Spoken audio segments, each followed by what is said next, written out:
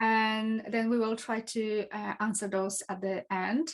So we kind of touched on self-image already, that, you know, it's really important, and if we struggle with that, then it certainly affects our confidence, and then it might actually impact what we choose to eat, because we may choose the unhealthy food as a coping mechanism, as a soothing tool, where we should rather turn into coping with our emotions and how we feel and everything what's going on in our life, not hiding our heads in food, which quite a lot of us does.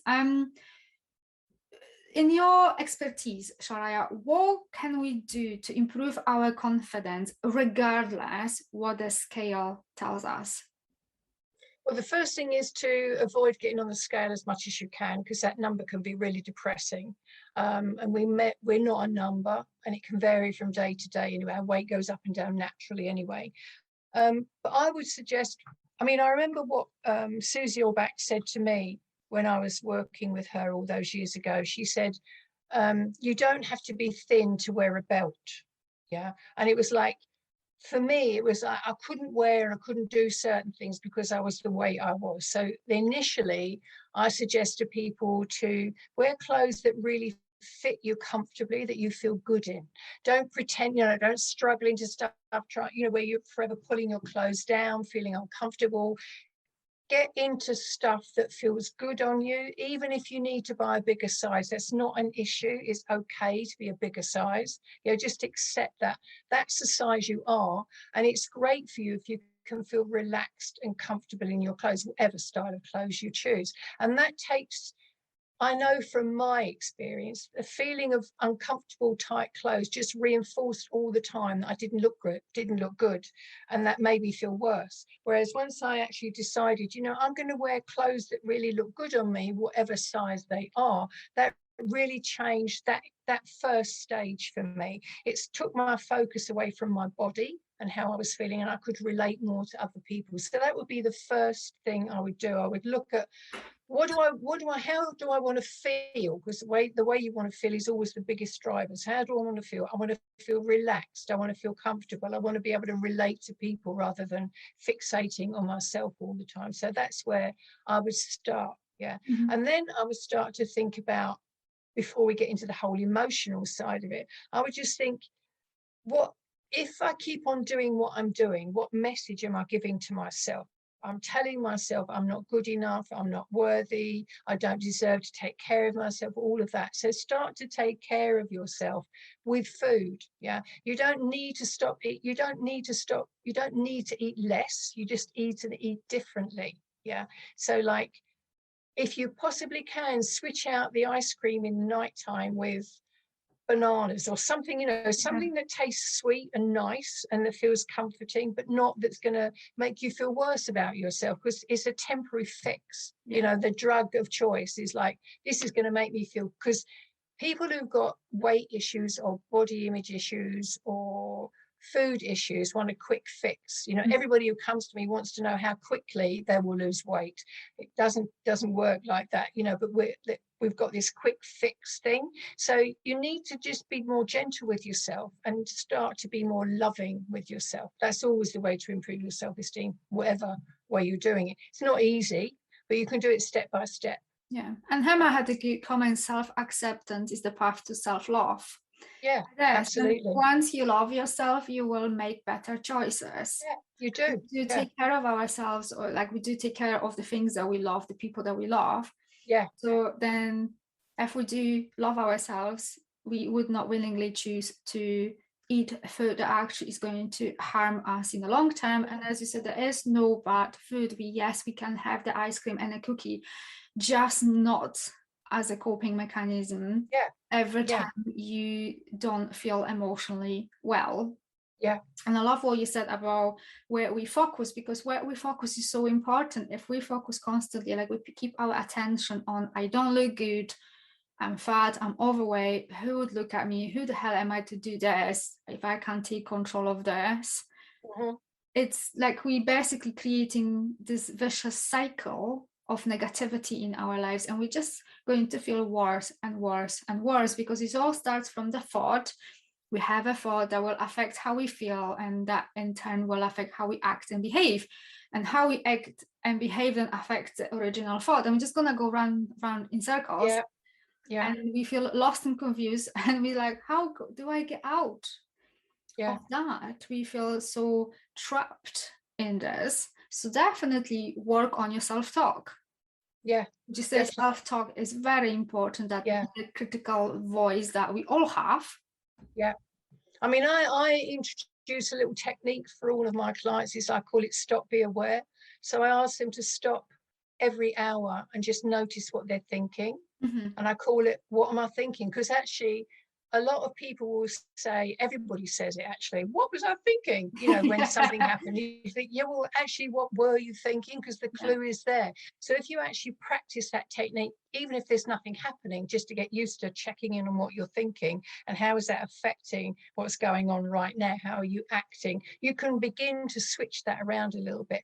But I think also people, we all have to accept that it takes consistent action to do that, and that it's okay if you don't always get it right. It doesn't really matter. It's just being more aware and treating yourself as well as you would other people. Because also a lot of times, women especially, and women who are overweight even more especially, often are real givers, and they feel really guilty if they give to themselves. And one of the ways they give to themselves and comfort themselves is with food. And it's not necessarily the ideal thing. You can still give to yourself with food, but it's much deeper than that. It's about really raising your self-acceptance in all areas, actually. So, you know, what I picked up from what you said is really important not to shame ourselves and feel angry at ourselves if we fail. Like, okay, I just pick myself up and start all over again. And also pat ourselves for every little win. And even this daily is like, well done. Well, today I managed to not to have those ice cream when I really felt like it, or whatever. And for me as well, I think from everything that you said, it's practicing self-awareness, really being self-aware who we are, what are the thoughts, what are we thinking, who we are deeply at the core, because then we will easier recognize all those triggers, tricky situations. We may even possibly be able not to put ourselves in those situations, because we will know this is actually quite a triggering possession to be in, you know. And sometimes that means actually avoiding certain people, because I have came across people who struggled with the food because they were surrounded with other people who didn't help, you know, because they themselves maybe ate very unhealthily and they didn't support the person. Just say that's got a huge impact if you are surrounded by people who are not supportive and maybe it's got bad food habits. You know, if you see a husband or wife, you live together. And the biggest factor I've discovered over many years is people don't know how to say no. They have no boundaries, and their weight becomes their boundary. That's the biggest thing it does for them. Actually, it's a protective boundary, and it says all of those things for them. So what they do is they eat their feelings because they daren't open their mouth and say their feelings or feel their feelings. So the problem arises when people start to try and change their food habits, and the feelings come up. And that's where the work is that they come to me for, because actually people don't know how to let themselves feel and not be devastated by that. And actually feelings, like we know, they're just energetic vibrations. They come and they go. There isn't a good one or a bad one. They're just movements through the body, but it doesn't feel like that. And a lot of times, almost every person that comes to me makes radical changes in their life. And the food becomes a very minimal thing. They realize they've been using it as a coping mechanism for a very, very long time. Like recently, one woman walked out on her husband, another woman left her job, you know, big things that they've been allowing. It's like they tolerate stuff that they're no longer willing to tolerate once they feel better about themselves. So it doesn't always have to be that big a thing, but it often is something. If they've got a big problem, it's going to be a massive problem, if you know what I mean. And I think it is really important to create boundaries, because if we don't have healthy boundaries, we're giving the power away to other people. The same with saying no. Yeah. I think this is, as I see more clients and I'm more in the work, I think this is a huge problem for a lot of people. So many people struggle with the ability to say no. Yeah. They really And care. if you can't say no to other people and to what's going on, you also can't find it very easy to say no to food. You just don't know how to do no, because you can't deal with the consequences of doing that, and there will be consequences. But it doesn't have to be a bad thing. It doesn't feel great. You know, no one really likes to do it, but actually it's just a no, that that's not going to happen right now. You know, I'm not doing that. I'm not going to allow that, whatever it is. And that takes practice too. But the more you do that, again, your self-esteem goes up. Yeah, it is. And I think self-esteem, self-confidence, all this comes with practice, as well as you practice saying no and looking after yourself, and actually setting clear boundaries and being clear what are your values, what you know, what is that you happy to accept in your life. And as you said, you know, some women actually have the husband because they felt more secure within themselves. And they were decided, you know, I'm not dealing with this anymore. I mean, this particular client knocked me back, because she'd been doing, I've got this 3-month program, and she did the first month and she phoned me up. She never know, people don't normally phone me. She phoned me, you'll never guess what I've done. So I said, what? I've moved into a hotel. So she left her husband and her 2 adults, they were big kids, like 18, 19. I've moved into a hotel because I just realized I can't live there anymore. So she was working online from a hotel room, and she has got a really high-powered job, and like she'd go and telling everyone what it was all about. And it was really incredible that it gave her the courage to do that after years and years and years of tolerating stuff that wasn't working for her, you know.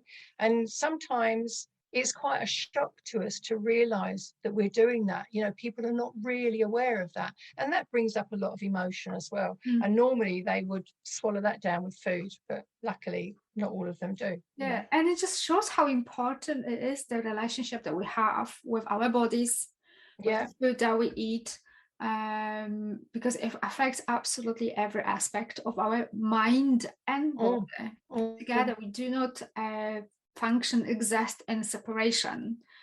Mind and body works as one. And just guys, if you've got any questions, it would be lovely if you ask them now, because I think we're kind of coming to an end of our conversations, about half an hour now.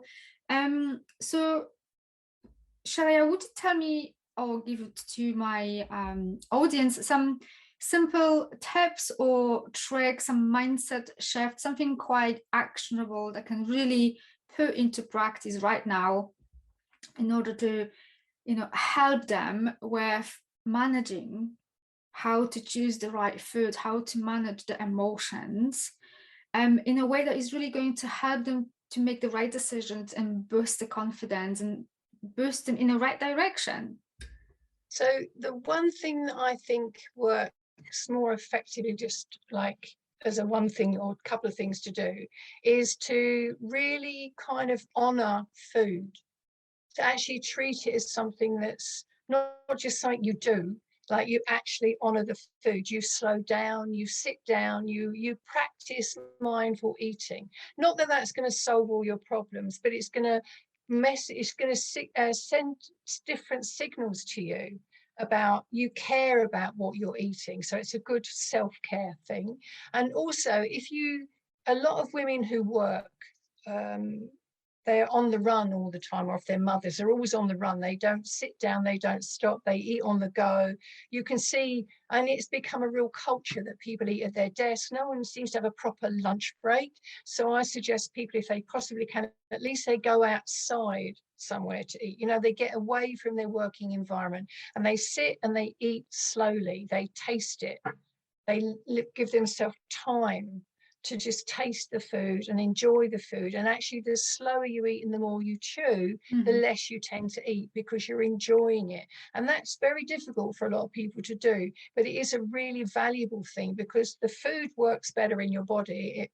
You're meant to chew and salivate and really let all that process work. It's much more effective. But also, you get to taste it.